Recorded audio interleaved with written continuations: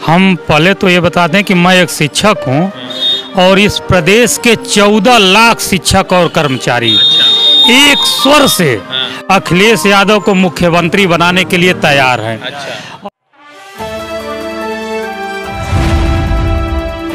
The Indian खबर, सच आपके सामने। हम ये कह रहे हैं कि चाहे चेहरा मुख्तार अंसारी का हो या अब्बास अंसारी का हो, इस बार हम पहले तो ये बता दें कि मैं एक शिक्षक हूं और इस प्रदेश के 14 लाख शिक्षक और कर्मचारी एक स्वर से अखिलेश यादव को मुख्यमंत्री बनाने के लिए तैयार हैं। और यहाँ चेहरा मुख्तार अंसारी और अब्बास अंसारी की बात नहीं है, यहाँ पूरे प्रदेश में ये एक लहर है कि इस बार अखिलेश यादव को जो है मुख्यमंत्री बनाना है।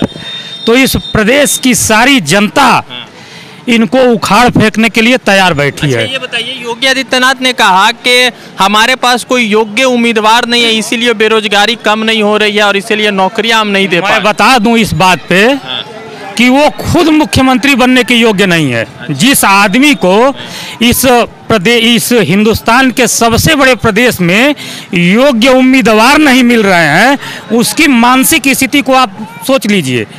यहाँ तमाम बच्चे, लगभग 4 लाख से ऊपर बच्चे, जिस संबंध में उन्होंने कहा था शिक्षक नियुक्ति के मामले में, 4 लाख से ऊपर जो है बच्चे सारी डिग्रियां लेकर के क्वालिफाइंग करके बैठे हुए हैं और वो कह रहे हैं कि जो है यहाँ योग्य उम्मीदवार नहीं है। मैं आपसे पूछना चाहता हूँ कि आप खुद बताइए, क्या इस प्रदेश में योग्य उम्मीदवार नहीं है?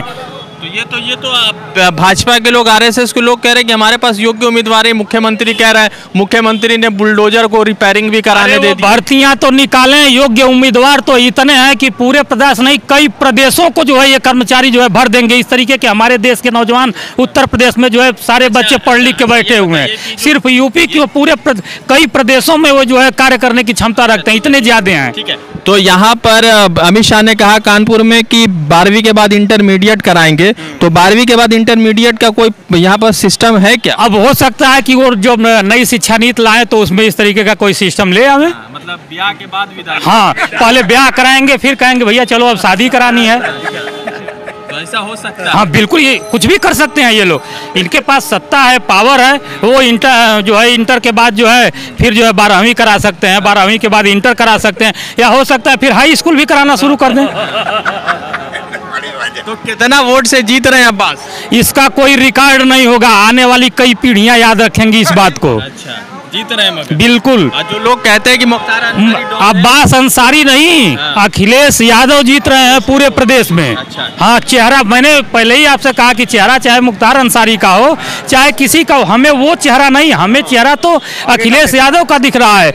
14 लाख जो है शिक्षक और कर्मचारी पुरानी पेंशन के लिए लालायित हैं। और आपको बता दूं, आप जानते होंगे कि मात्र जो है अखिलेश यादव के इस मुद्दे को अपने जो है इसमें शामिल करने के लिए, जब से उन्होंने कहा है कि हम जब सरकार में आएंगे तो पुरानी पेंशन देंगे, कई प्रदेशों ने, कांग्रेस की जो है मध्य प्रदेश की सरकार ने पुरानी पेंशन लागू कर दिया।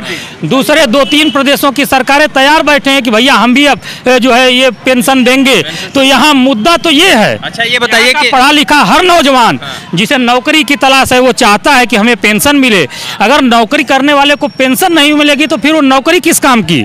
हम जब नौजवान हैं, जब काम करने योग्य हैं तो हम काम करेंगे, और जब हमारा बुढ़ापा आएगा हमें कोई पैसा ही नहीं मिलेगा तो फिर ऐसी नौकरी किस काम की? अच्छा, ठीक है। ये बताइए कि लगातार जो बाबा कह रहे हैं कि पूरे प्रदेश से गुंडागर्दी हमने खत्म कर दिया, तो इसकी क्या सच्चाई है उत्तर प्रदेश में? सारी जनता जानती है, यहाँ इतने लोग हैं, बता दें तो सारी जनता जानती है कि उन्होंने कौन सी गुंडागर्दी खत्म की। मुख्तार अंसारी को सलाखों के पीछे भेजा तो उनकी तो बड़ी उपलब्धि हो सकती है। ये तो कोर्ट में है मामला और कोर्ट एक मामले को देख रही है। आने वाले दिनों में उसका भी जो है जो भी निर्णय होगा वो सामने आ जाएगा, उनके भी और जनता के भी। कौन आ रही है? सपा आ रही जी। क्यों सपा आ रही है? क्यों लगता है सपा आ रही है? बस आ रही तो आ रही है। अच्छा, आ रही है। तो योगी जी ने काम वाम नहीं किया? नहीं किया, कुछ भी नहीं, कोई रोजगार नहीं है। क्या करते हैं? हम काम करते हैं। तो पढ़े लिखे हैं आप? जी। तो फिर आपको रोजगार नहीं मिला? नहीं मिला। तो क्या लग रहा है अखिलेश यादव कितने मजबूती से आ रहे हैं? अरे जीत जाएंगे बस। क्या नाम है सर आपका? कमाल अहमद। क्या लग रहा है यहाँ पे कौन जीत रहे हैं, क्योंकि अब्बास अंसारी के बाद अब्बास अंसारी छड़ी निशान। छड़ी निशान। तुम लोग तो कह रहे हैं कि मुख्तार नहीं है तो अब्बास को अब जीतना मुश्किल है। अरे कोई मुश्किल नहीं है, बम्पर वोट से जीत रहे हो। बम्पर वोट से जीते। बाबा जी का काम वाम नहीं हुआ? काम का हुआ, खाली बस महंगाई महंगाई, अभी महंगाई से परेशान है। अच्छा, और क्या करेगा। कोई काम नहीं हुआ। तो इस बार बदलाव है प्रदेश में? बिल्कुल बदलाव। अखिलेश यहाँ कितने वोट से जीत रहे हैं अब्बास? अरे 40-50 हज़ार वोट से जीतेंगे। 50,000 वोट से जीतेंगे? जीतेंगे वो। इतना तो बड़ा मुश्किल लग रहा है। अरे बम्पर वोट से जीतेंगे, एक तरफा वोट से जीतेंगे। क्या नाम है आपका? सुरेंद्र। क्या लग रहा है कौन जीत रहे हैं यहाँ पे? भैया हम किसके बताएं, हमको कोई पर विश्वास नहीं है। कोई पर विश्वास नहीं है। खैनी मत क्या, ये सेहत के लिए हानिकारक है ये। ठीक है, बोलिए। तो क्या लगा बाबा जी कुछ काम वाम किए यहाँ पर 5 वर्षों में? क्या करें सर, हमको कुछ नहीं मालूम।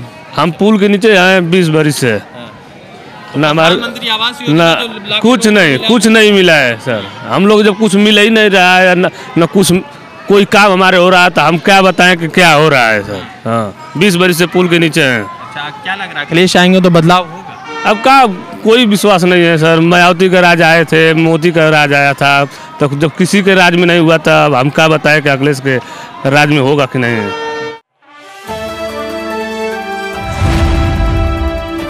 द इंडियन खबर, सच आपके सामने।